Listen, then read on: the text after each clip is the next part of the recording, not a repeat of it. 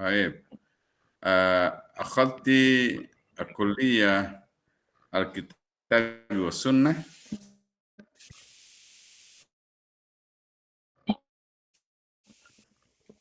زمرة؟ نعم أستاذ. أخذت الكتاب والسنة. وتخرجت من أي معهد؟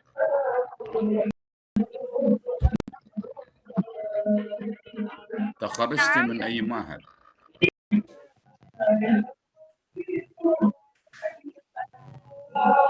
تخرجت من أي معهد؟ من معهد هداية الطالبين. هداية الطالبين Aceh. في Aceh. نعم. طيب طيب والآن تسكنين في Aceh. طيب ذكرى إلى 2000. ذكرى الحمد لله. ذكرى di mana ini? ذكرى mana ذكرى؟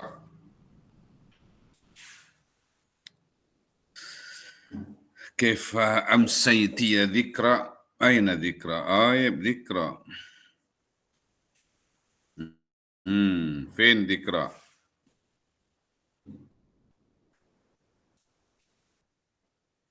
jangan di mute, ذكرى.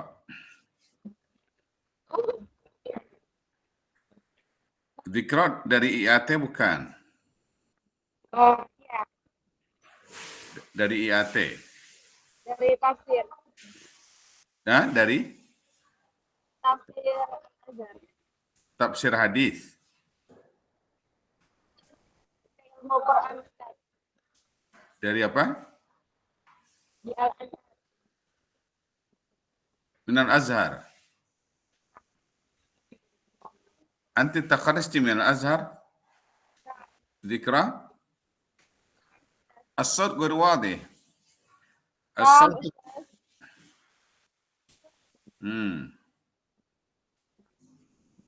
طيب طيب. من أين أنت يا ذكرى؟ من Indramayu. من إندرامايو. طيب تخرجت من أزهر؟ Sana Mawbir. نعم. من Azhar sana Mawbir. أية كلية؟ Ya Ustaz. أصول الدين. طيب كلية أصول الدين. طيب ذكرى.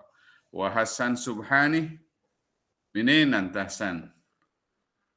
أنا من Cianjur أستاذ. طيب من Cianjur. يظهر أنك شيخ هرم. إن شاء الله. كم بلغت من العمر؟ أنا عمري 54 أستاذ. ما شاء الله بارك الله في طول عمرك. 54 سنة. نعم. ما شاء الله. تعلم فين الآن؟ أنا أعلم في Cianjur أستاذ. في أي معهد؟ في أي معهد الكامل.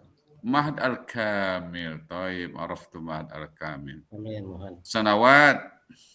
إن شاء الله منذ سنة 2012. 2012 إلى اليوم كذا؟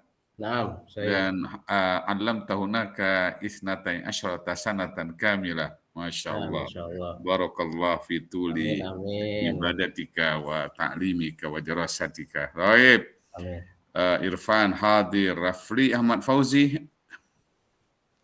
رفلي حاضر. رفلي أين رفلي؟ أنا من Sumedang يا أستاذ. أيوة رفلي أحمد فوزي. أين أنت؟ الآن في يا أستاذ. السوق في البيت أو في المدرسة؟ الآن أسكن في بيت يا أستاذ في Sumedang، لكن الآن أنا ما زلت في الطريق، سأعود إلى بيتي من تاسك يا أستاذ. لا تزال في الخارج وستعود إلى البيت. نعم كذا في الطريق كذا؟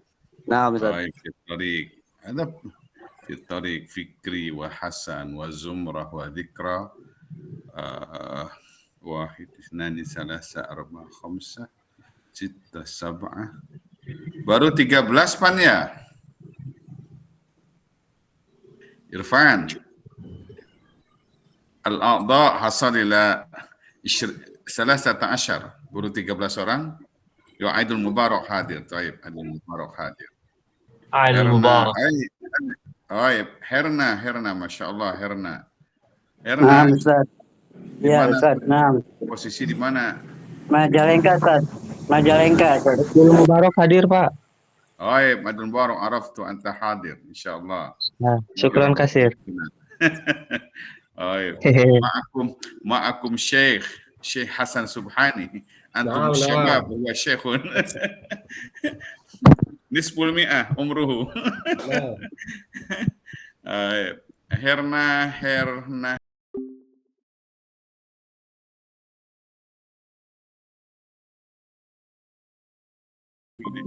Kuliatul Adab atau Kuliatul Adab. Tarbiyah, Ustaz. Tarbiyah dan Tarbiyah. Syu'bah Ta'limil Lugha Arabiyah, PBA. Naam, Ustaz. Min Jamiah Qiyayat. Min Jami'ah, Naam, Ustaz. min Win. Naam, Ustaz. Wal antu alim fin. 2005. تعلم فين الآن؟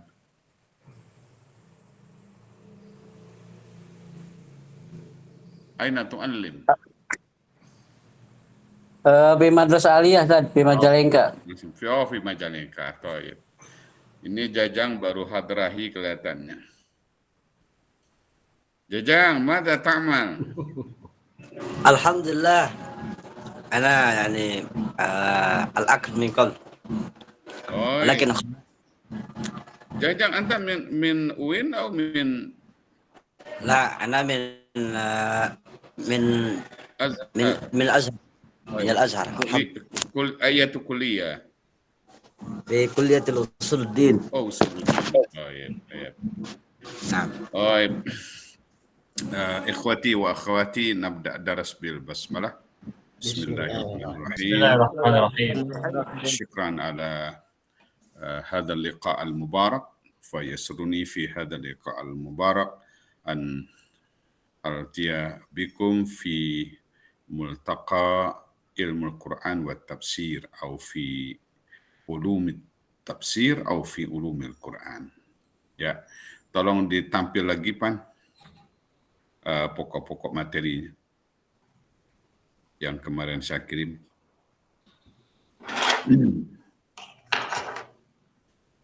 Irfan hadir, Fadhal. Yang ditampilkan kemarin, Pan, bisa ditampilkan lagi.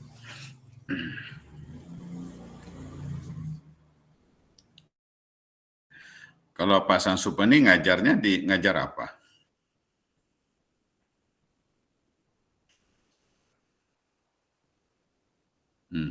Irfan, tolong tampilkan lagi, Pan. Ya.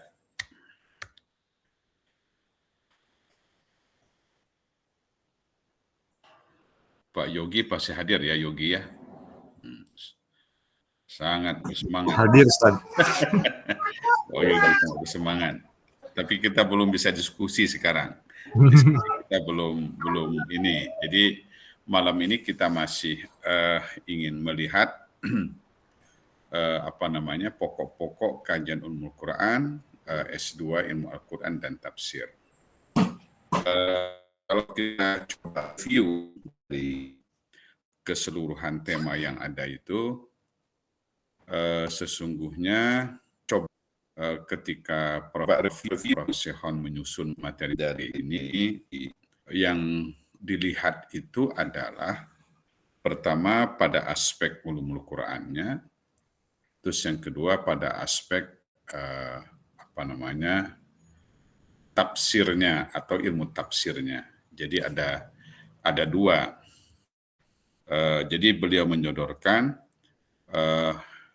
dalam kita memahami Al-Quran itu paling tidak kan diperlukan dua perangkat ilmu yang sangat penting.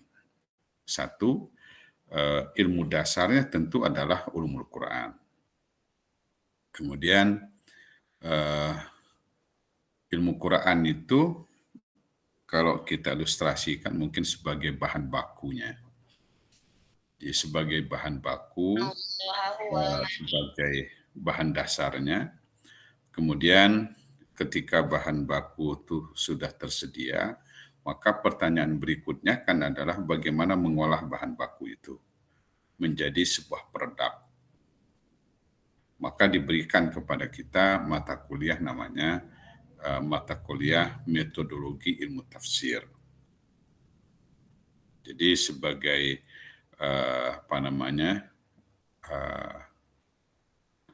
alat atau disiplin ilmu yang digunakan untuk memperdak bahan baku. Jadi menjadi sebuah produk tafsir. Nah, yang ketiga, ketika bahan baku itu sudah diproses demikian rupa dan kita tafsirkan, maka lahirlah berbagai kajian atau produk tafsir. Kalau meminjam istilah Profesor Dr. Abdul Mustaqim, itu kan beliau membagi tafsir itu ada 2 dimensi. Satu dimensi produk, satu dimensi proses. Nah, kalau dimensi produk itu adalah yang kita lihat di berbagai khazanah tafsir itu. Sudah berwujud artinya, sudah merupakan wujudnya kitab-kitab tafsir, baik itu yang hadir pada era klasik, era pertengahan, era modern, bahkan era hari ini, dalam berbagai bahasanya. Beliau mengistilahnya itu adalah tafsir dari dimensi produknya. Nah, yang kedua, tafsir dari dimensi proses. Kalau dimensi proses itu artinya usaha kita yang tidak pernah berhenti, tidak pernah lelah untuk memahami Al-Quran itu. Dalam konteks inilah maka diperlukan metodologi di situ. Diperlukan metodologi. Nah, diperlukan bahan bakunya, diperlukan metodologinya yang kelak akan melahirkan produk tafsir. Namun kalau kita lihat dari kajian pertama, kedua, ketiga, keempat, kelima, angkat lagi Pan sampai kelima sampai keenam itu ya. Nah di situ sampai keenam itu terus sampai ketujuh juga masih 7. Di situ bicara sabab nuzul, kemudian ke-8 bicara munasabah. Nah baru pada tema ke-9 baru kita melihat aspek metodologinya. Jadi aspek metodologi yang terkait dengan tafsir, takwil, terjemah, atau terjemah, tafsir, dan takwil. Nah itu, maka dari poin pertama, dari tema pertama sampai tema ke-8 itu lebih kepada pembahasan tentang bahan baku tadi, aspek ulumul Qur'annya. Jadi aspek ulumul Qur'annya. Nah kemudian sampai poin nomor 9 atau tema ke-9, kemudian ke-10 dan berikutnya sampai paradigma tafsir kontemporer itu berkaitan dengan aspek metodologi tafsir. Teman-teman yang background-nya IAT, keseluruhan aspek ini sungguhnya DS1 sudah kita berikan. Nah, cuma mungkin kalau meminjam istilah peringkat kemampuan itu yang kita berikan DS1 itu baru al-mawad al-asasiyah wal-ibtidaiyah. Jadi hal yang levelnya pada basic dan pada elementary, tingkat ibtidai. Nah, kemudian pada S2 ini baru kita berikan tingkat masih dengan tema yang sama, tapi mungkin aspek yang kita kaji berbeda. Aspek yang kita kaji berbeda, satu pada aspek kajiannya, yang kedua mungkin pada aspek pendalaman materinya, Kemudian pada aspek referensinya, nah ini yang kita tekankan itu. Jadi kalau S1 mungkin cukup dengan al-muqarrarat. Kalau di Al-Azhar istilahnya al-muqarrarat. Jadi al-muqarrarat itu Pak Hasan Subhani mungkin semacam buku daras ya, yang menjadi rujukan anak-anak kita. Di S2 tentu kita harapkan merujuk kepada al-maraji al-mu'tarafah. Jadi referensi-referensi yang autentik. Jadi kalau kita bicara ulumul Quran, tentu referensinya adalah referensi yang ulumul Quran. Kalau para syehon mengingatkan kita, paling tidak jangan lagi S2 ini mereferensi ke yang berbahasa Indonesia. Tapi saya nggak tahu kayak Pak Yogi itu mungkin lebih fasih bahasa Jepang dari bahasa Arab barangkali Pak Yogi ya. Jadi benar Pak Yogi? Nah, Anta afsah bilisanil Yaban binisbah ila lisanil Arab. Atau dulu udah pernah ngaji bahasa Arab?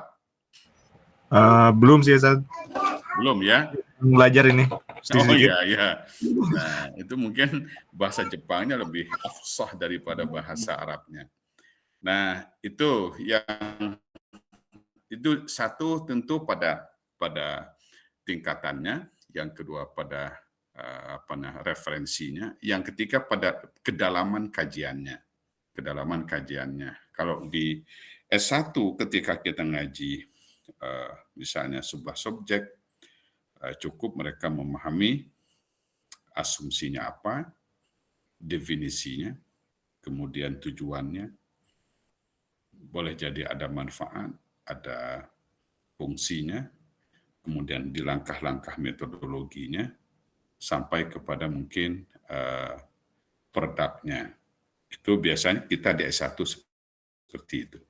Jadi misalnya ketika anak-anak S1 kita berikan materi munasabah, maka yang kita berikan pada aspek munasabah itu, asumsi munasabah itu apa? Kenapa lahir munasabah? Misalnya, kajian tentang munasabah tentu tidak bisa dilepaskan dari kajian tentang karakteristik ajaran Al-Quran yang integral. Bahwa Al-Quran 30 juz itu utuh. La yatajazza. Jadi dia tidak bisa dipisahkan satu sama lain. Al-Fatihah berkorelasi dengan Baqarah dengan surah-surah yang lain. Tidak hanya sebatas itu, dalam kajian munasabah itu antara satu kata dengan kata dalam sebuah ayat, awal kata dengan akhir kata, kemudian akhir kata dengan awal surat, kemudian awal surat dengan akhir surat dengan muatan surat sekaligus, itu ada bahasannya yang kita namakan dengan kajian al-munasabat fil Quranul Karim. Nah, itu maka misalnya kita bangun asumsinya, kenapa lahir munasabah? Karena Al-Quran itu dengan segala isinya integral. Karena dia integral berarti tidak bisa dipisahkan satu sama lain. Nah, ilmu yang membahas tentang untuk mencari bagaimana keterhubungan antara ayat dengan ayat, surat dengan surat, maka lahirlah ilmu munasabah. Nah, apakah hal seperti itu akan kita kaji di S2? Barangkali definisi seperti itu batasannya pada review. Tapi yang kita dalami mungkin adalah teori-teorinya. Teorinya perlu kita dalami. Misalnya kita melihat teori munasabah itu ada dua. Ada al-munasabah al-lafdiyah, al-munasabah al-ma'nawiyah misalnya. Jadi keterkaitan yang terkait dengan redaksional, ada kesamaan redaksionalnya, ada kemiripan redaksional. Kemudian dari dua redaksi yang sama, yang mirip itu kita coba cari korelasinya, munasabahnya. Atau bahwa ketika antara ayat-ayat yang lain itu pasti ada hubungannya, meskipun tidak terdapat misalnya munasabah lafziyah, maka dipastikan ada munasabah maknawiyah. Kita sering memberi contoh misalnya secara redaksional tidak ada hubungannya antara Bismillahirrahmanirrahim misalnya dengan Iyyaka na'budu wa iyyaka nasta'in. Nah, itu kalau kita tarik ke wilayah teori munasabah ma'nawiyah, maka kita perlu melihat Bismillah itu muatannya apa, kemudian ihdinas shiratal mustaqim itu muatannya apa, iyyaka na'budu wa iyyaka nasta'in itu muatannya apa. Nah, dari situ nanti kita cari munasabahnya. Nah, kalau kita sering membaca buku Faqih Shihab atau membaca buku misalnya Al-Biqai, As-Suwar fi Tanasubis Suwar, apa namanya? Ad-Durar fi Tanasubis Suwar. Jadi pada kesesuaian ayat itu kita temukan kesamaan baik itu redaksional atau redaksional. Jadi boleh jadi materi yang kita pelajari di S1 sama, tapi pengertian lebih kepada bagaimana kita membangun teori-teori munasabah li fahmil Quran. Jadi untuk memahami Al-Quran itu. Nah, nanti kita kembangkan teorinya itu. Meskipun tetap misalnya dibahas tentang pengertian, munasabah dalam Quran, kedudukan munasabah, organisasi munasabah, pendapat para ulama mengenai munasabah juga ada, tapi dari semua itu kita nanti bisa bangun teorinya. Sama seperti sabab nuzul. Nah, kita mengkaji sabab nuzul sudah cukup lama dan referensi tentang sabab nuzul sudah banyak. Lisuyuti Lubabun Nukul fi asbabin nuzul, kemudian Kediri asbabun nuzul, kemudian ada 6 kitab tentang sebab nuzul itu, kalau kita cermati, semuanya berbicara tentang pengertian, pentingnya, kemudian ada kaidah-kaidah di situ. Nah, penekanan kita nanti pada kaidahnya. Jadi kaidah dalam asbab nuzul itu apa saja, yang kita namakan dengan teori memahami ayat dari konteks sebab nuzul. Nah, misalnya, bagaimana kita mengistimbatkan makna sebuah ayat itu dengan menggunakan teori khusus sabab atau misalnya teori maqasidul ayah misalnya. Situ kita temukan nanti kajian tentang sabab nuzul. Sampai tema ke-8 itu, dari tema pertama sampai tema ke-8 itu membahas tentang bahan baku tadi, yang kita namakan dasar-dasar tadi. Nah, kenapa ini digabungkan menjadi sebuah kajian, padahal sesungguhnya ada yang memisahkan ulumul Quran dengan ilmu tafsir, tapi juga ada yang menggabungkan keduanya. Konteksnya adalah baik ulumul Quran maupun ilmu tafsir atau aspek metodologinya sama-sama sebagai wasilah li fahmil Quran. Sama-sama sebagai sarana kita untuk memahami Al-Quran itu. Cuma mungkin konteksnya berbeda. Nah, dari situ nanti kita coba lihat di tema nomor 9 itu, dia berbicara tarjamah, berbicara takwil, berbicara tafsir. Nah, nanti di tafsir, takwil, tarjamah itu juga sama. Kita lebih banyak melihat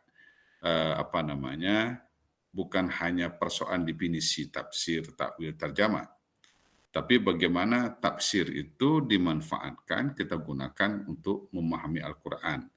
Konteks pemahamannya, wilayah pemahaman pada aspek apa. Nah, kemudian takwil juga sama. Jadi ada beberapa kitab yang sangat menarik, misalnya Maqayis at-Tafsir, ada Maqayis at-Takwil, ada Maqayis at-Tarjamah. Jadi ranah-ranah tafsir, kemudian ranah-ranah takwil, dan dengan tolak ukurnya nanti ada di situ.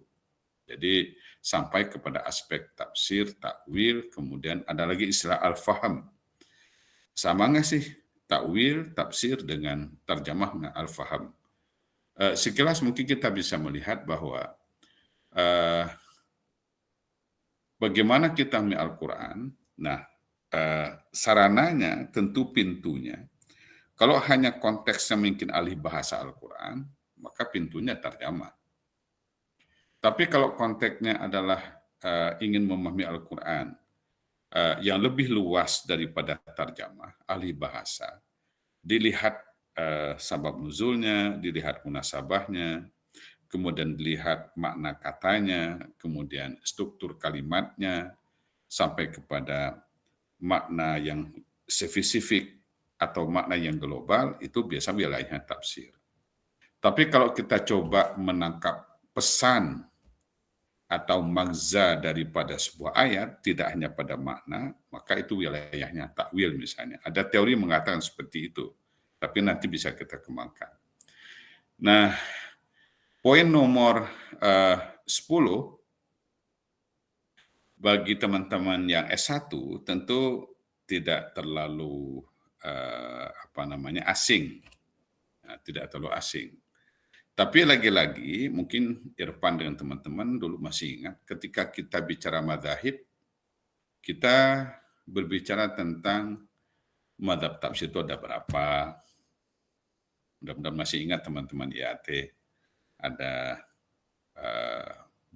bil riwayah, ada bil dirayah, ada bil isyarah. Kemudian itu kalau kita bicara tentang sumber. Jadi kalau madzhab itu terkait dengan sumber tafsir. Kalau sumbernya adalah riwayat, maka produknya namanya at-tafsir al-ma'sur. Kalau sumbernya adalah akal, maka produknya namanya at-tafsir al-ma'qul. Kalau tafsirnya sumbernya adalah al-isyarat, memaknai hal yang tersirat dari makna tersurat Al-Quran, maka biasa itu bisa kita temukan dalam tafsir as-sufi. Nah, pada konteks ini kita tidak lagi membahas tentang pada aspek definisi, tapi kita bicara pada aspek misalnya aspek validasinya.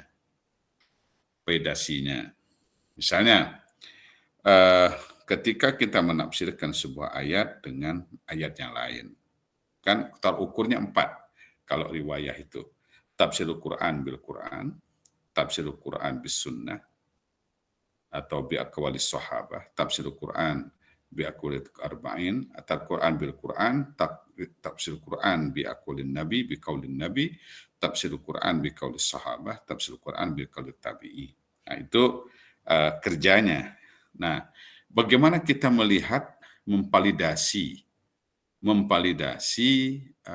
kesohihan tafsir. Misalnya tafsirul Quran bil Quran. Tentu sumbernya riwayat. Berarti kalau sumbernya riwayat, untuk melihat apakah tafsir itu valid atau tidak, sahih atau tidak, tentu tergantung kepada riwayat yang kita ambil. Kalau dari proses pelacakan kita bahwa riwayatnya sahih, maka tentu validasinya, kesahihannya adalah tergantung sahih tidaknya sebuah riwayat. Kalau misalnya hadis yang kita ambil untuk menetapkan riwayat sebuah ayat itu, tafsir ayat itu adalah dhaif misalnya, maka bisa dipastikan bahwa tafsir itu dhaif. Nah, ini perdebatan nanti panjang sekali perdebatan di madzhab tafsir itu. Sama seperti misalnya at-tafsir al-ma'qul. Maka kalau kita lihat misalnya tafsir Saffatut Tafasir itu di bawahnya kan bainal ma'thur wal ma'qul. Berarti itu tafsir itu satu sisi menggunakan sumbernya riwayat, satu sisi menggunakan sumbernya adalah dirayah. Nah, itu kalau dilakukan proses tahqiq, maka tahqiqnya pada hadis-hadis yang digunakan dalam tafsir biriwayat. Nah, kalau yang kita gunakan dalam tafsir itu adalah paradigma makul, maka tentu akan kita lihat daripada kerja pemikirannya. Sejauh mana misalnya itu berkaitan dengan sebab akibat, kemudian parameter logikanya kita lihat di situ. Nah, yang paling sulit adalah yang ketiga ini, karena ranahnya berbeda. Misalnya tafsir bil isyarah. itu kan asumsinya tafsir bil isyarah itu bahwa Al-Quran itu memiliki dua makna. Satu makna zahir, yang itu makna batin. Kalau makna zahir itu kembali kepada dua tafsir yang di atas itu. Jadi yang tafsir bil isyarah, tafsir bil riwayah. Tapi kalau makna batin itu adalah ingin melihat sisi yang tersirat dari makna yang tersurat. Ini mufassir ini tentu sepakat bahwa itu maknanya, mufassirin juga tidak sepakat misalnya dengan maknanya. Itu bisa kita temukan dari berbagai tafsir sufi. Nah, itu nanti perdebatannya di madzhab. Nah, perdebatan di metode, kalau perdebatan madzhab terkait dengan sumber, maka perdebatan di metode terkait dengan tujuan penafsiran. Tujuan penafsiran itu macam-macam, tergantung pada orientasi mufassirnya. Kalau seorang mufassir itu menafsir Al-Quran, ingin mendapatkan informasi yang luas dari berbagai aspek tentang makna Al-Quran, maka dia menggunakan istilah Az-Zahabi dalam kitabnya At-Tafsirul Mufassirun itu menggunakan al-madhhab at-tahlili. Sistematikanya tidak ada ayat yang ditinggalkan dari bismillah sampai minal jinnati wan nas. Nah, tapi kita sulit mendapatkan pemahaman atau kajian yang mendalam tentang sebuah ayat. Kenapa?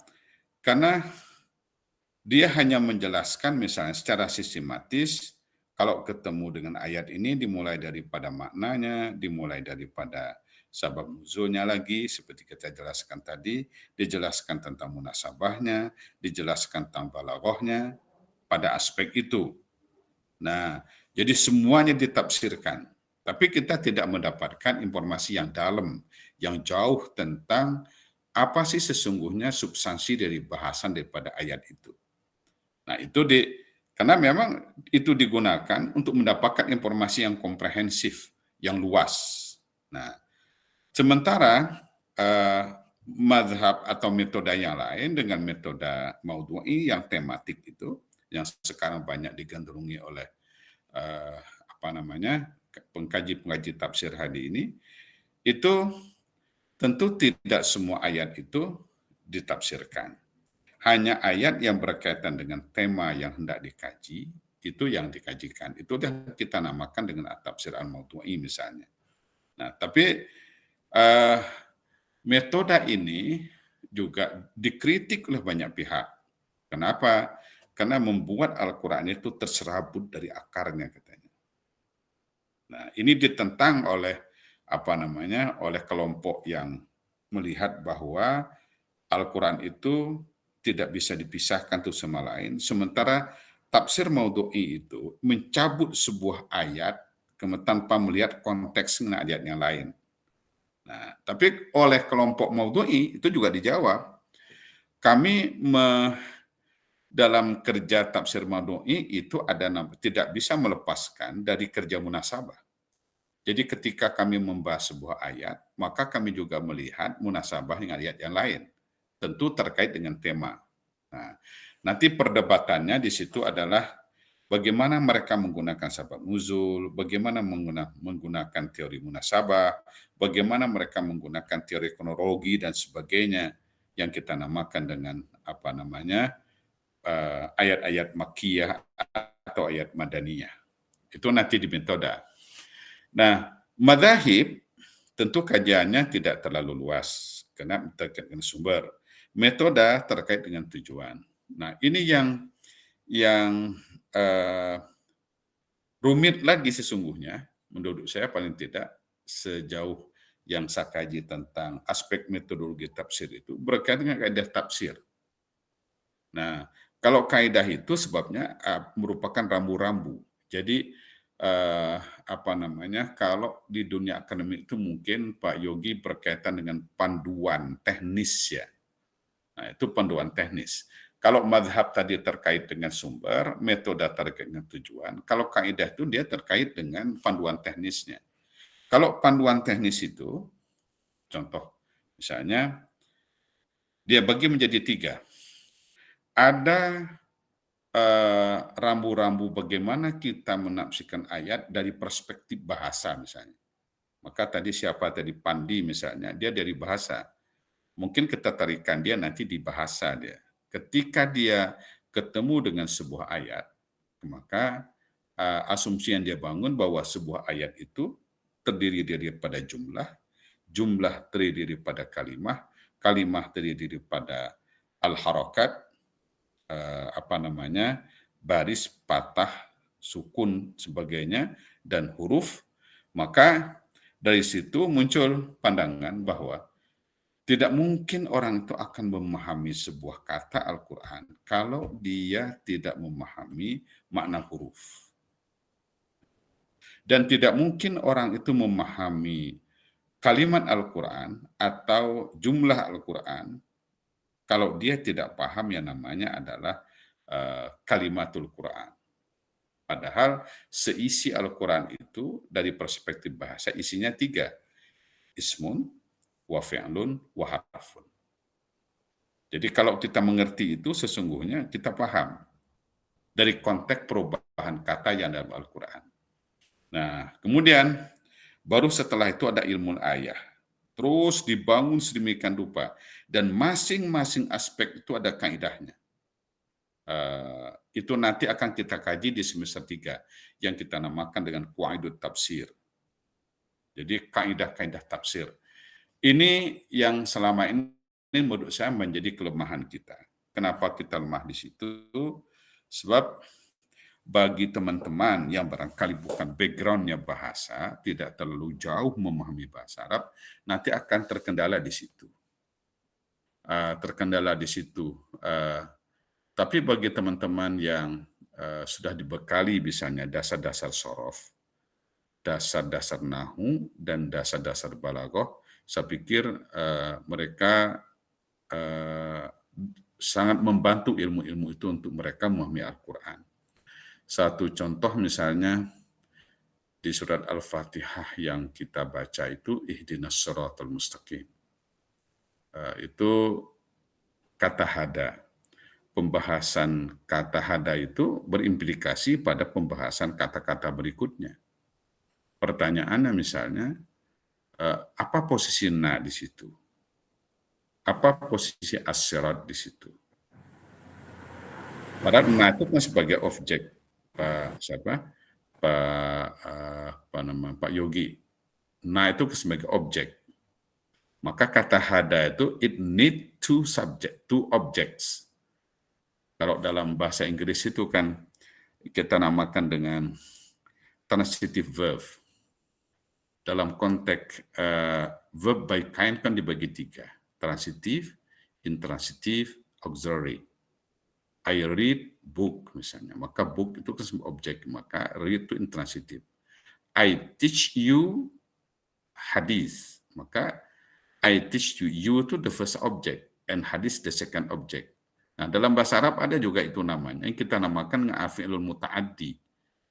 Fi'il muta'addi itu butuh 1 objek, 2 objek, 3 objek. Nah, kalau hada itu kan termasuk 2 objek. Pertanyaannya, mana objek pertama? Nah, kalau kita lihat dalam kaidahnya, objek pertamanya na. Objek keduanya as-sirat. Maka kenapa sirat misalnya dibaca dengan fathah as-sirata. Nah, itu. Nah, dari bahasa itu sangat membantu kita bagaimana kita memahami Al-Quran. Memahami Al-Quran. Tapi bagi kelompok yang barangkali dalam tanda kutip anti bahasa, kata mereka kan dzalikal kitabu hudan lil muttaqin. Bukan dzalikal kitabu hudan lil arabiyyin. Lil arabiyyin. Sebab kata mereka Abu Jahal juga bahasa Arabnya bagus tuh. Tapi kok nggak percaya kepada wahyu diturunkan kepada Muhammad. Nah, nggak tahu di Jepang ada nggak orang-orang seperti itu, Pak Yogi? Nah, jadi ada orang hebat bahasanya, tapi kok kadang-kadang dalam konteks keberagamaannya tidak sedalam mungkin mereka yang selama ini tidak terlalu dalam memahami bahasa. Dalam sebuah kitab itu dinyatakan li'anna al-Quran hidayah. Karena Al-Quran itu adalah petunjuk Tuhan, diberikan liman yasha dan sebagainya. Nah, tapi dalam konteks kita memahami, maka kan ada wasilah, ada perangkat. Nah, itu di kaidah itu nanti di semester 3 itu, qawaid tafsir itu. Nah, yang ketiga itu corak tafsir. Tentu di corak tafsir ini sangat beragam. Sebab corak itu kan hakikatnya adalah madhab plus metoda, plus kaidah, plus background seorang mufassir. Latar belakang seorang mufassir itu sangat menentukan corak tafsirnya. Kenapa hari ini misalnya muncul teman-teman ITB menulis tafsir sains. Mungkin Pak Yoga dia bisa menjawab itu. Kenapa misalnya di Usuluddin tidak muncul tafsir sains? Setelah kita lihat penulisnya Pak Yogi itu semuanya saintis semua. Saintis. Nah, kalau suatu saat Pak Yogi menulis manufaktur dalam Al-Quran, orang sudah bisa menebak. Tebakannya melihat siapa Pak Yogi. Oh, dia ahli manufaktur. Maka ayat yang menarik bagi dia adalah ayat yang bermuatan manufaktur. Yang tidak manufaktur dia nggak tertarik bagi dia. Maka lahirlah yang namanya misalnya corak manufakturi misalnya di situ dalam Al-Quran itu.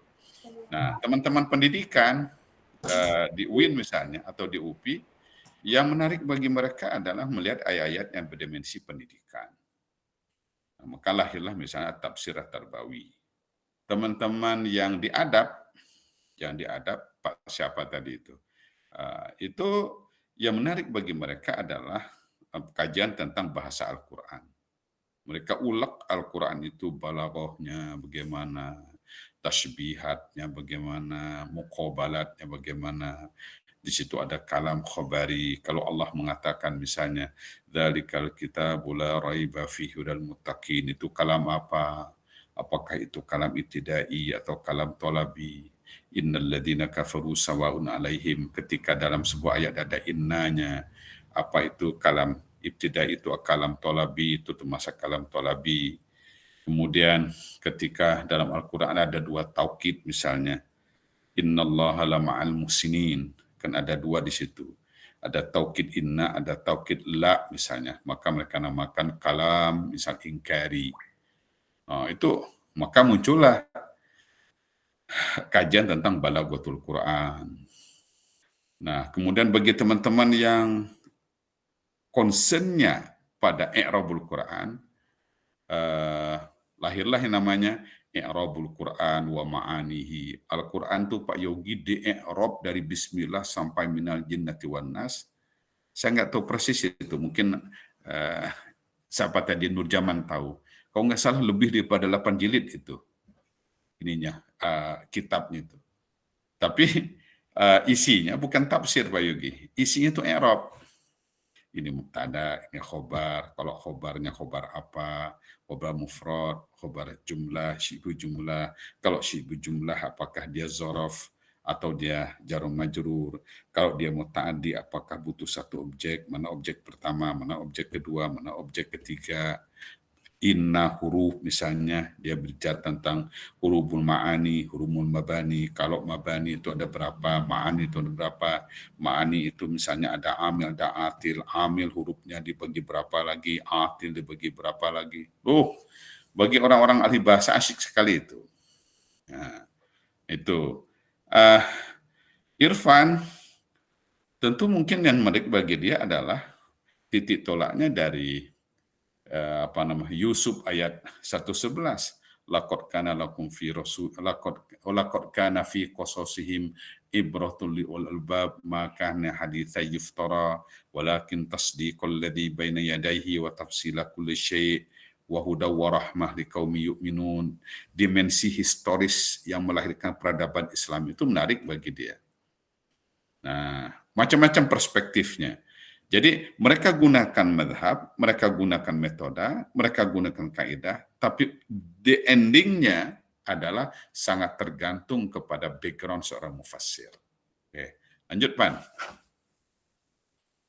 Terus. Nah, i'tiqadi, tarbawi, adabi, ijtimai. Semakin lahir disiplin ilmu baru, nanti orang semakin menarik. Nah, maka di bab awal tadi, kaitannya bahwa pertanyaannya, halil Quran yubayyinu kulla syai'? Apa kalau akan itu menjelaskan segala sesuatu?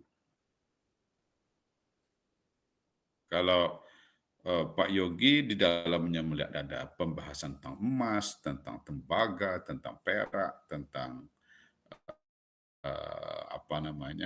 macam-macam tanah dan sebagainya, maka mungkin itu masuk kepada ranah misalnya kemunculan daripada tafsir saintik, misalnya tafsir sains Pak Yogi, dan itu sudah ada sekarang. Kemenak sudah merintis itu, Unisba juga sudah ada, kemudian teman-teman dari dari ITB juga sudah merintis itu tafsir sains itu. Di Malaysia bagaimana perkembangannya, Pan? Tafsir itu bermunculan nggak?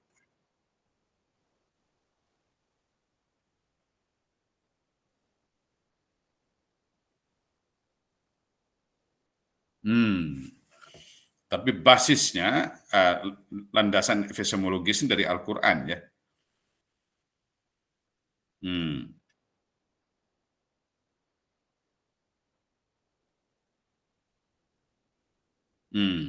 Sudah sampai ke sana ya. Sementara kita masih pada tahapan proses penafsirannya. Nah, kalau Jepang bagaimana Pak Yogi? Kalau untuk Jepang, secara ilmu tafsir belum terlalu banyak pembahasan, Ustaz. Iya. Enggak. Artinya begini. Kenapa sih Jepang itu dikenal dengan bersih, Pak Yogi sebenarnya? Apakah nilai-nilai itu mereka ambil dari agama Shinto? Kalau dari budaya mereka? Ya, budayanya ya. Jadi itu mereka bangun dari budaya ya? Mungkin dari sisi kemanusiaannya, Ustaz. Ya, kan sebagai manusia sudah alamiah suka bersih ya. Suka rapi, suka tertib gitu. Jadi ada yang mereka tarik itu adalah unsur bersihnya. Bersih membuat orang sehat ya. Betul. Dan sehat itu membuat orang hidup bahagia kan. Betul. Sementara Islam hadir melebihi itu kan nilainya. Ya.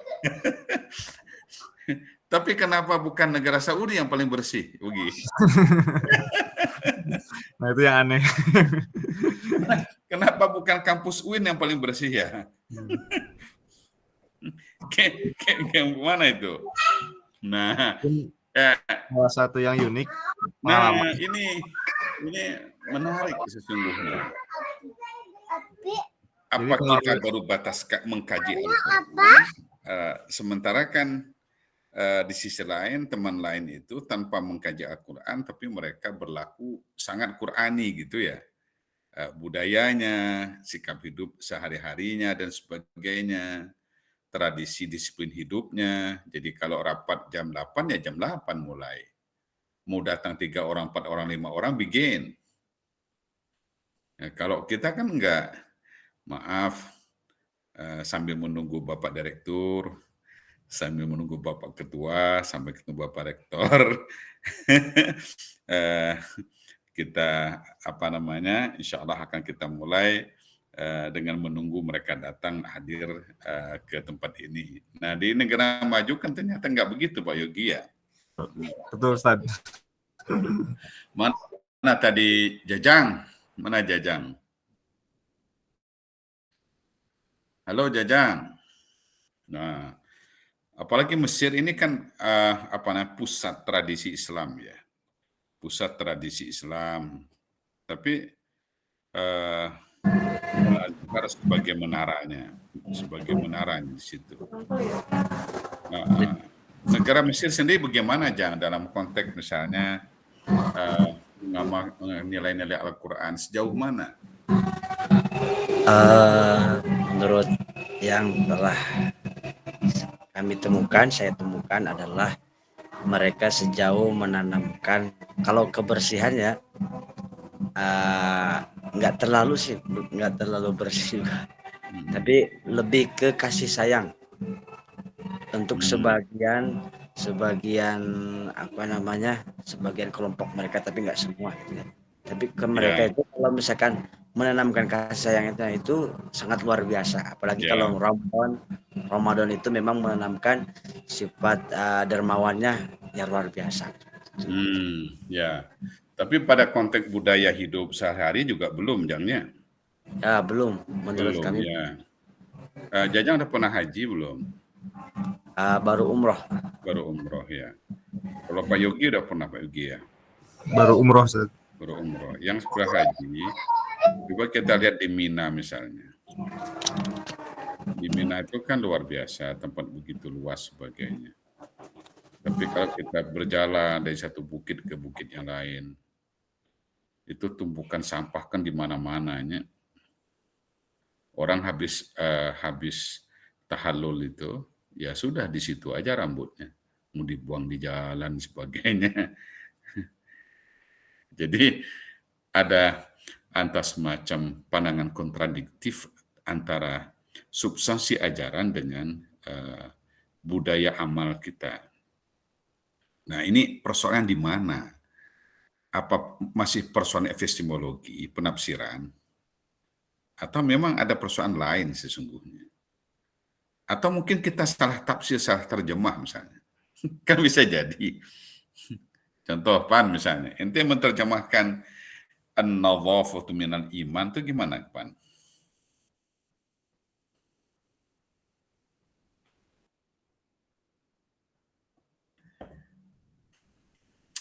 Kebersihan itu, Pak Quraish Shihab pernah mengkritisi itu dalam konteks bagaimana Al-Quran menjadi living. Kata beliau, diasumsikan kalaulah Al-Quran, kebersihan itu bagian daripada iman misalnya, maka mungkin sebagian orang berpikir masih ada bagian-bagian yang lain. Toh ada al-haya'u minal iman juga, an-nadhafatu minal iman, dan bagian-bagian yang lain. Nah, Pak Quraish Shihab menawarkan terjemah begini, kebersihan itu merupakan perwujudan keimanan. Nah, kebersihan itu perwujudan keimanan. Kata beliau, ya kalau kita jorok, artinya hilang iman itu dari kita. Hilang, do'al iman, dhahabal iman. Jadi, huwa guru mewujud gitu. Dia nggak ada. Kan itu lebih tinggi pemahamannya. Maka seperti tadi diskusi kita tentang terjemah itu nanti pelik. Nanti ada terjemah harfiah, ada terjemah maknawiyah, ada terjemah mutlaqah, ada terjemah hurrah dan sebagainya. Itu terjemahnya macam-macam, nanti poinnya di sana. Nah, dari corak itu pembahasan berikutnya menyangkut kepada epistemologi metode tafsir. Nah, di sini kita mungkin mengkaji beberapa hal yang berkaitan dengan metode tafsir, pendekatan-pendekatannya, ada pendekatan linguistik, pendekatan berbasis logika, berpendekatan berbasis tasawuf, pendekatan kontekstual, ragam metode dalam penafsiran Al-Quran, kemudian ragam corak dalam penafsiran Al-Quran. Nah, ini nanti perdebatannya pada aspek how-nya, how to understand Al-Quran. Ada yang menggunakan terminologi pendekatan, ada yang metode, ada yang kadang-kadang menggunakan model. Nah, itu nanti kita diskusikan di situ. Sampai yang berikutnya, model-model tafsir tematik. Nah, selama ini mungkin kita melihat tafsir tematik itu sebuah produk tafsir yang mengangkat tema-tema dalam Al-Quran. Tapi kalau kita dalami sesungguhnya, ini sudah berkembang begitu pesat. Tafsir tematik itu dilihat daripada misalnya orientations, itijahatnya. Ada berapa macam orientasi tafsir tematik itu. Kemudian pembahasan tentang tema-temanya itu juga ada. Pembahasan tentang madhabnya, sampai pembahasan tentang marojiknya. Marojik tentang tafsir tematik itu. Nah, karena kita berada di Indonesia dan fakta sejarah menunjukkan dari generasi-generasi lahir berbagai tafsir di simpul-simpul keulamaan kita mulai Aceh, kemudian Minang, Jawa Barat, kemudian Jawa Tengah, Jawa Timur, Banjar, Kalimantan, Sulawesi, maka kita ingin melihat nanti beberapa contoh daripada epistemologi tafsir Nusantara. Nah, kita pernah diskusi dengan Irfan ini, istilah Nusantara itu klaim kita, kata Irfan. Orang Melayu, Nusantara itu ya termasuk Mindanao, termasuk Patoni, termasuk Singapura, termasuk Malaysia, bukan hanya Indonesia. Apakah ini? Ya, sampai Cina Selatan ya, karena di sana juga banyak ininya. Kita akan lihat nanti. Nah, terakhir, tafsir terus berkembang, kemudian perkembangannya begitu pesat dari proses lahirnya tesa, kemudian ada yang mengantitesakan, muncullah sintesa, lahir tafsir Fulan, kemudian direview, dikritik oleh Fulan, maka lahirlah tafsir yang lain, kemudian sampai memunculkan hari ini misalnya tafsir kontemporer, baik itu yang ada di kita, Indonesia, atau di negara Islam, atau mungkin tafsir-tafsir kontemporer dalam konteks dia menjawab persoalan-persoalan atau merespon persoalan kekinian. Apa tafsirnya? Tuh. Nah, itu masih ada ngapain di bawah, Pan? Sampai 14 kajiannya. Ya, sampai 14 kajian yang tadinya diukur dari bahwa pertemuan kita ini kan minus UTS dan UAS itu 14 pertemuan. Nah, itu yang kita sampaikan kepada teman-teman sekalian, saudara-saudara sekalian. Pak Rosihon mengharapkan merujuk kepada referensi yang mu'tarafah. Tapi setelah melihat bahwa tidak semua background kita di sini bisa membaca Arab secara langsung, kalau membaca dengan bantuan Google banyak.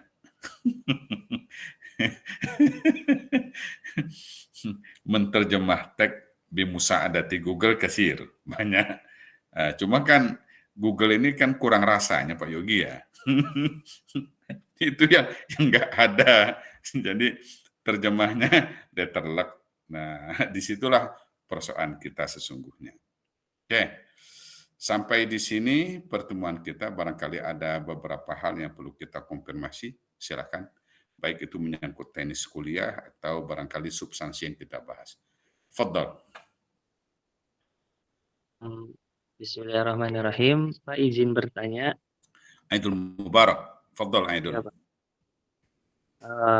Izin bertanya mengenai mungkin saya ingat kata-kata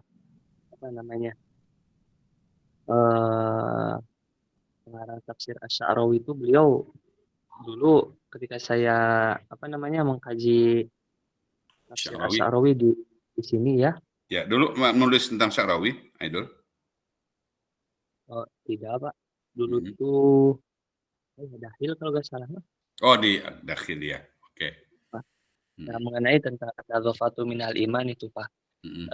Beliau mengibaratkan bahwasanya Islam di satu lembah sedangkan Muslim di satu lembah lainnya. Itu kan terjadi sebuah bukan perbedaan yang Bapak tadi katakan bahwasanya nilai-nilai Islam itu justru banyak dilakukan, banyak diikuti oleh barat ya, entah itu Ya, dari ya. kebersihan ataupun lain sebagainya. Sedangkan di dunia itu sendiri, entah itu di mungkin ya saya kan belum pernah haji ataupun umroh, jadi saya nggak tahu ya gimana kondisinya Ya, ketika ya yang Bapak baru saja tadi katakan kan di Arafah itu kan banyak sekali gundukan sampah atau lain sebagainya. Nah, Allah hal itu iya, hal itu kenapa gitu Pak? Eh, atau mungkin dari faktor SDM-nya atau bagaimana gitu? Padahal kan apa namanya? eh kita sendiri itu istilahnya sebagai tuan rumah sendiri, kenapa tidak? Mungkin saya juga ya eh, tidak apa mengindahkan akan hal-hal tersebut yang justru malah lebih apa namanya diperhatikan oleh bangsa-bangsa Barat lain. Begitu Pak. ya. Pertanyaannya sama, itu pernah disampaikan kepada siapa ya, Jajang ya, tokoh Mesir yang terusir dari Mesir, siapa? Yang sekarang domisili di Paris, nggak salah. Itu pertanyaannya sama, pernah disampaikan. Nah, jawaban beliau begini. Jawaban ini dalam hal yang berkaitan dengan bagaimana memahami teks, baik itu Al-Quran maupun hadis, kata beliau. Nah, dari penelitian beliau, ada 3 orientasi kita dalam memahami teks agama kita. Dalam bahasa Arab, beliau katakan begini. Pertama, al-ittijah ar-rutini, kata beliau. Jadi orientasi rutinitas. Oke, yang kedua, al-ittijah al-mugrid. Jadi orientasi tendensius. Dan yang ketiga adalah al-ittijah al-intaji. Jadi orientasi produktif. Jadi kita baca Al-Quran secara rutin. Tapi kita berhenti hanya di membacanya, kata beliau. Jadi misalnya tradisi, maaf karena saya dari kampung sebagainya, kita rutin habis subuh membaca Tabarok misalnya, Al-Mulku, Al-Waqi'ah, Yasin, kemudian juga pada malam tertentu rutin kita lakukan itu. Tapi kita tidak mencoba di balik rutinitas itu, mencoba dari proses membaca itu misalnya kita tingkatkan kepada proses understanding, memahami. Nah itu. Tapi di konteks memahami pun memang kita kadang-kadang kan kurang bekalnya. Contoh misalnya, karena beberapa teman juga dari dunia pesantren, kan banyak sekali dunia pesantren itu kita langsung membaca teks ya. Langsung membaca teks. Tapi oleh guru kita, maaf mungkin karena keterbatasannya, teks tafsir yang dibaca itu menggunakan madhab apa, metode apa, kemudian corak tafsirnya bagaimana, itu kan jarang diberitahu oleh ustadz kita. Kita to the point, qiraatul kitab, membaca. Dan itu kita lakukan terus sepanjang zaman. Ya, termasuk mungkin juga sholat kita. Saya minggu ini baru pertemuan kedua anak-anak S1 itu. Saya belum menyampaikan peta pembelajaran, tapi saya tanya dulu keseharian mereka. Misalnya, coba surat yang kamu baca yang terpendek di Al-Quran, surat apa? Al-Kautsar, katanya. Berapa ayat? 3 ayat. Boleh Bapak tanya, apa arti inhar? Itu sekelas itu idol, itu hanya bisa menjawab 1 orang. Padahal itu IAT. 1 orang. Terus saya lanjut lagi. Kalau syani'un artinya apa? Loh, bingung lagi mereka.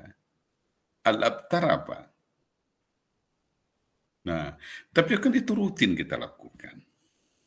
Terus saya coba lagi masuk ke wilayah misalnya doa duduk antara 2 sujud. Rabbi firli, warhamni, wajburni, warfa'ni. Terus Bapak tanya, apa itu ujburni? Waduh, ribut, sibuk mereka buka Google, nanya ke Google semuanya. Pada buka HP semuanya. Kenapa buka HP? Kan ente baru sholat subuh tadi. Baru sholat subuh tadi.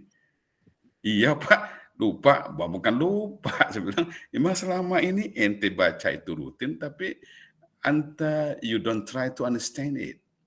Kamu nggak mencoba untuk memahaminya. Terus saya bilang, Rabbi firli, terjemahnya apa?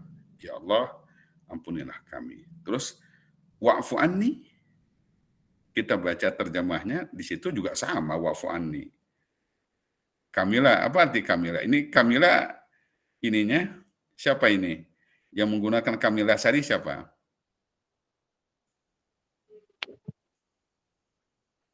Miun. Oh, Isa Imadus Salam. Halo Pak. Ya, Isa ini. Pak. Aji Isa. Pak. Hah? Aji Pak. Oh, Aji. Ji, apa bedanya misalnya Ji, Rabbi firli dengan wa'fu anni, Ji? Kalau untuk sepengetahuan saya, kalau untuk Rabbi firli, pengampunan itu adalah pengampunan yang tidak meninggalkan bekas ingatan terhadap kesalahan. Kalau untuk pemaafan itu masih di bawah pengampunan, di bawahnya pemaafan di bawah pengampunan, Bapak. Ya, itu mungkin salah satunya. Itu udah bagus ada terjemahnya itu. Meskipun juga banyak artinya. Terus saya tanya, apa arti at-tahiyyat, al-mubarakat, as-salawat, at-tayyibat? Nggak ada yang tahu tuh Pak Yogi sekelas itu. Di S1.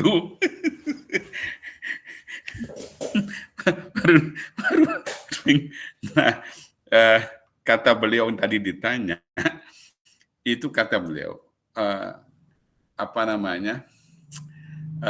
pembacaan kita seperti namanya pembacaan rutini, kata beliau. Terus datang lagi puasa, kita puasa. Datang lagi kurban, kita kurban. Datang lagi ini. Tapi itu rutinitas, nggak ada produktivitas di situ. Nah, yang kedua kata beliau, namanya al-ittijah al-mugrid. Orientasi tendensius. Contoh misalnya, bagi kalangan NU, tiap malam Jumat tidak pernah lepas membaca Yasin. Ketika ditanya, apa isi Yasin itu? Kalau kamu baca terus. Itu untuk orang mati, untuk orang hidup.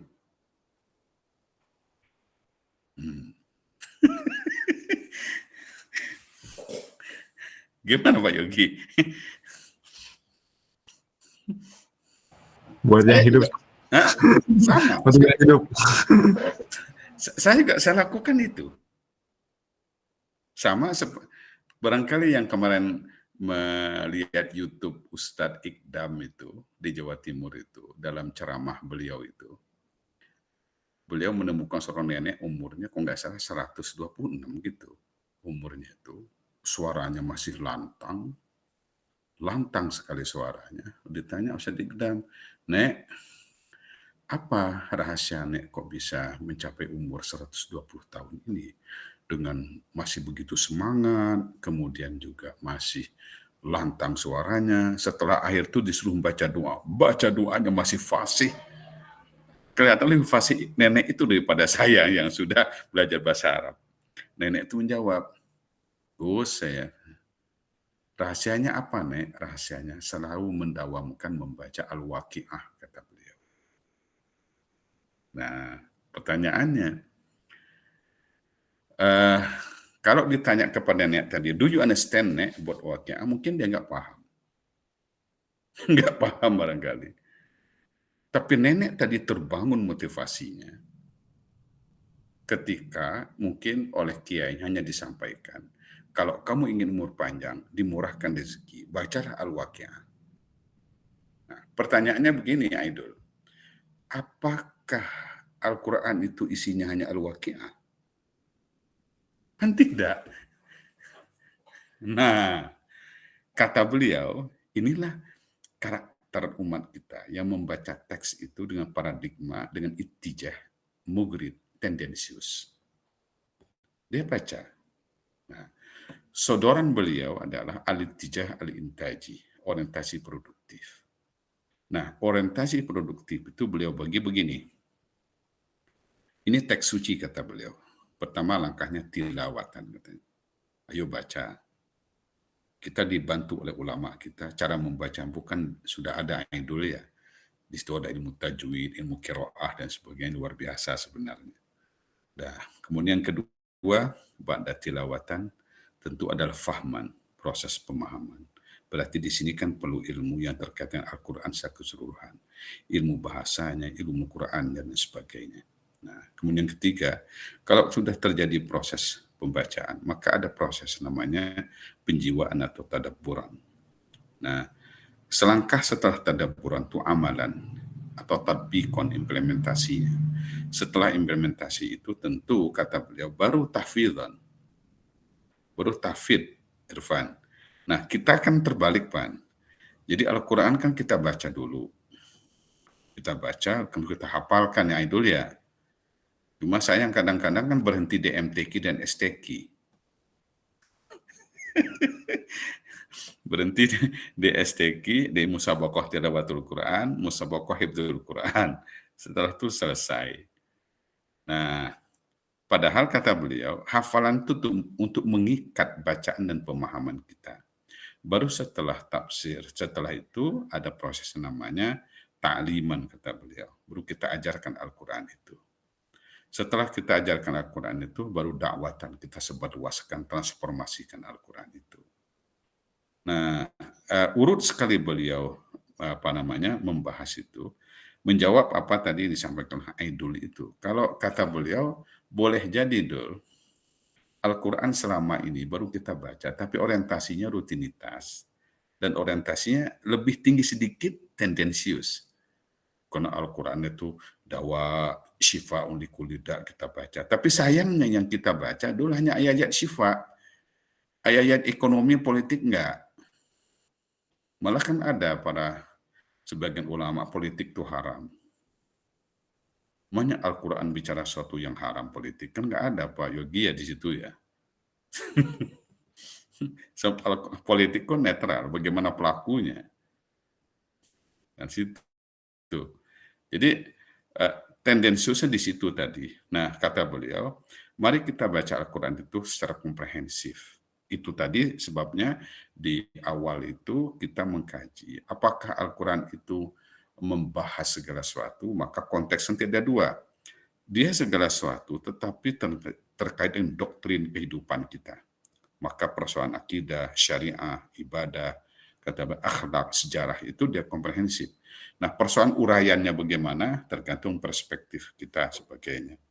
Malah ada yang mengatakan, kalau toh hari ini Al-Quran, kata mereka, tidak bisa menjawab seluruh persoalan, kata ulama tadi, persoalannya bukan di Al-Qurannya, tapi persoalannya is your mind. Persoalannya pemahaman kita yang terbatas. Al-Quran kan tidak terbatas. Yang terbatas itu bahasa kita memahami bahasa Allah yang maha tidak terbatas. Nah ini repot kita di sini. Tapi kita sudah memulai saya pikir. Pak Yogi dan semangatnya luar biasa, meskipun saya tahu background dia bukan IAT. Nah, kalau Irfan kan dulu sudah makanannya. Meskipun makanan itu ada yang dibuang dulu tuh. Ada yang sudah basi. Aidul juga sama. Jajang sudah pernah di Mesir. Perspektifnya bagus, hafalan teksnya bagus, sebagainya. Tapi bagaimana kita turunkan menjadi pembacaan produktif itu, Jang. Nah, itu persoalan kita. Nah, itu tadi, Aidul. Oke. Satu lagi, ada? Terima kasih banyak, Pak. Ya, sama-sama.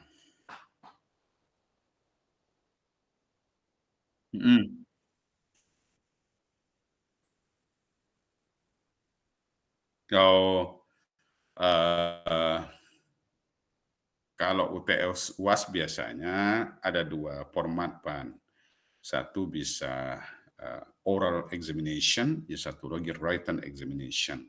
Al-imtihan asy-syaf'i, imtihan at-tahriri. Atau format hari ini bisa bisa tugas. Kan banyak formatnya. Nah, saya pikir nanti tergantung kesepakatan kita untuk UTS menggunakan apa. Kalau menggunakan ujian lisan, ya paling tidak kalian harus bertemu dosen kan di kampus.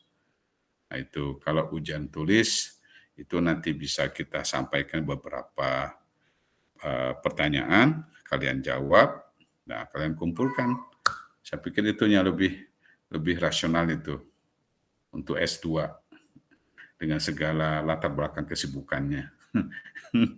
Jadi kita sodorkan beberapa pertanyaan, ada 10 pertanyaan, jawablah misalnya 5 pertanyaan sebagainya.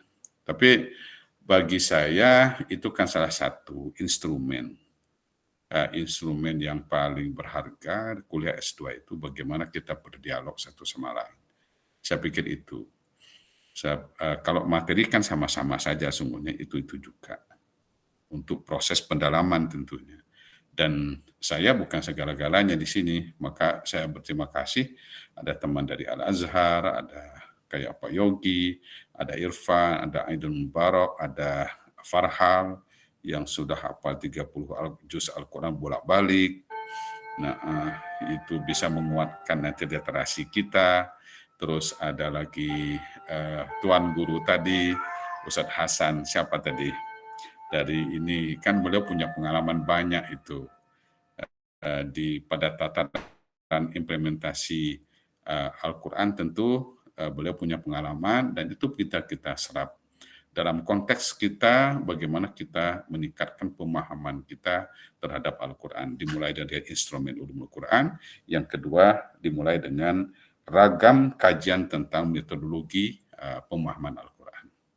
Oke, sementara itu dulu, kita jumpa lagi. Ini juga belum fix, Pan, waktunya.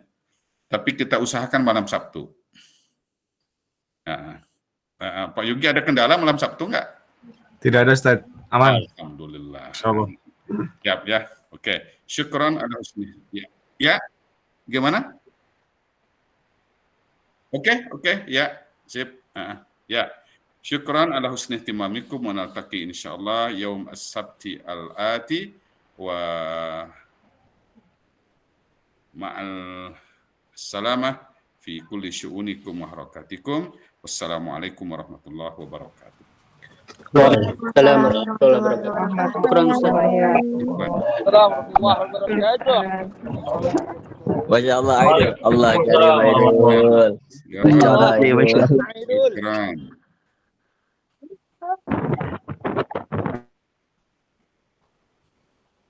Syekh Aidul, Masya Allah, Syekh Aidul. Aduh, sini main Kang Farhan. Hadir, oi, absen, oi.